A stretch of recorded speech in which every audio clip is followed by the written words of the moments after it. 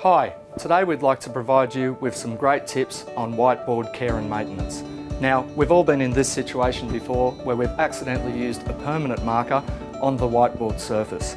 The solution is quickly and easily at hand. If you grab a regular whiteboard marker straight away and you thoroughly use this to cover over the mistake, you will find that this immediately reacts with the ink of the permanent marker and helps you to erase the mistake.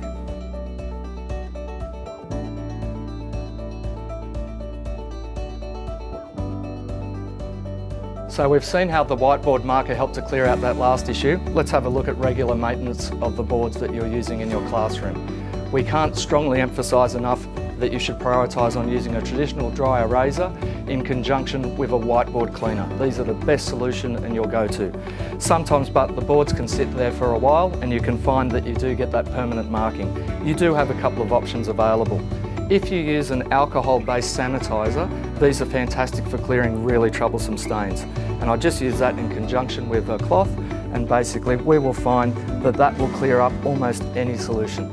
We don't recommend that you use this all of the time because these alcohol-based sanitizers are very strong, and long term you don't want to use it daily with your board.